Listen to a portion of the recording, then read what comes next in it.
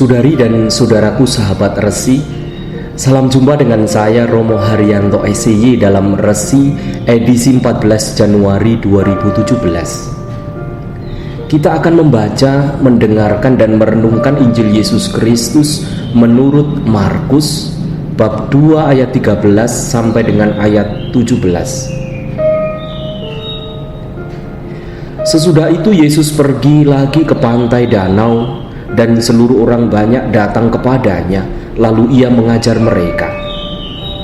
Kemudian ketika ia berjalan lewat di situ, ia melihat Lewi anak Alfeus duduk di rumah cukai, lalu ia berkata kepadanya, "Ikutlah aku." Maka berdirilah Lewi lalu mengikuti dia. Kemudian ketika Yesus makan di rumah orang itu, banyak pemungut cukai dan orang berdosa makan bersama-sama dengan dia dan murid-muridnya, sebab banyak orang yang mengikuti dia. Pada waktu ahli-ahli Taurat dari golongan Farisi melihat bahwa ia makan dengan pemungut cukai dan orang berdosa itu, berkatalah mereka kepada murid-muridnya, "Mengapa ia makan bersama-sama dengan pemungut cukai dan orang-orang berdosa?"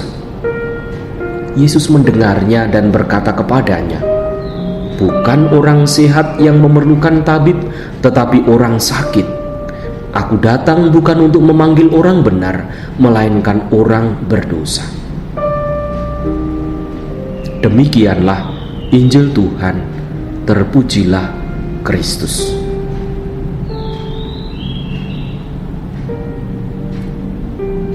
Saudari dan saudaraku sahabat Resi, membaca kisah Injil hari ini yang tadi sudah kita dengarkan membuat kita berpikir sejenak dan mungkin bertanya-tanya, mengapa Yesus berpihak kepada orang berdosa? Ia mengatakan, "Aku datang bukan untuk memanggil orang benar, melainkan orang berdosa." Nah, Yesus berpihak kepada orang yang berdosa, mereka yang tidak diperhitungkan manusia. Pada masa itu, pada masa Yesus, mereka yang sakit, mereka yang menderita, mereka yang berdosa. Nah, kehadiran dan keberpihakan Yesus kepada orang yang berdosa jelas akan menumbuhkan harapan baru kepada semua orang. Mereka yang berdosa dipanggilnya untuk kembali mengarahkan hidup pada jalan yang Tuhan kehendaki. Dan kita tahu bahwa dosa menyebabkan orang menjadi terasing dari dirinya sendiri, menjadi terasing dari sesamanya, dan terlebih menjadi terasing bagi Tuhan. Kehadiran Yesus memulihkan kondisi keterasingan itu. Hanya saja orang tentu perlu terbuka pada sapaan Allah, pada tawaran kasih-Nya, terbuka pada undangan akan keselamatannya. Kita dapat belajar dari tokoh Lewi anak Alfeus. Ia adalah seorang pemungut cukai. Dalam konteks masa itu, pemungut cukai dianggap setara dengan orang-orang yang kotor, yang berdosa. Pemungut cukai juga dianggap sebagai pengkhianat bangsa karena mereka keturunan Yahudi tetapi bekerja dan menjadi antek-antek pemerintah Romawi untuk mengumpulkan pajak dari orang-orang Yahudi. Oleh karena itu, tidak mengherankan jika para pemungut cukai dibenci dan dikucilkan oleh masyarakat Yahudi. Saudari dan saudaraku sahabat Resi, apakah Yesus dengan demikian tidak salah memanggil orang seperti Lewi seperti itu? Tidak.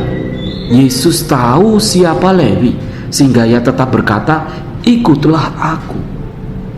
Bahkan ketika orang-orang Farisi menyindir sikap Yesus yang mau makan bersama dengan Lewi dan para pemungut cukai lainnya, Yesus menegaskan, "Bukan orang sehat yang memerlukan tabib, tetapi orang sakit. Aku datang bukan untuk memanggil orang benar, melainkan orang berdosa." Saudari dan saudaraku, Tuhan mau memilih dan memulihkan kehidupan Lewi. Memang sebelumnya ia adalah pemungut cukai yang dipandang hina dan dijauhi oleh orang-orang sebangsanya. Dengan demikian Lewi jelas dipandang sebagai orang yang tidak suci, yang tidak kudus. Tetapi oleh kemauannya dan keterbukaan hatinya, memungkinkan dia disapa, dipanggil, dan ia juga dimampukan mengatakan ya atas panggilan Tuhan itu.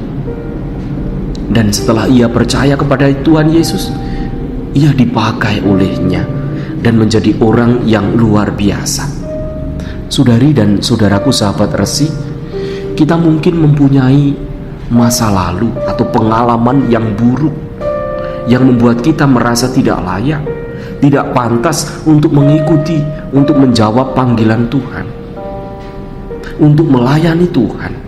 Tetapi sabda Tuhan yang telah kita dengarkan dan kita renungkan mengingatkan kita bahwa seburuk apapun masa lalu kita, sehina apapun orang memandang kita, ketika Tuhan memanggil kita untuk menjadi pengikutnya, untuk menjadi muridnya, untuk menjadi alatnya, untuk menjadi pelayannya, ketika Tuhan mendesak kita untuk bertobat, percayalah bahwa Ia menerima, menyembuhkan dan memulihkan kita. Tuhan selalu mengundang kita kepada pertobatan yang sejati. Tetapi pertanyaannya, adakah hati yang terbuka dan bersedia menanggapinya? Tuhan memberkati niat-niat baik kita. Amin.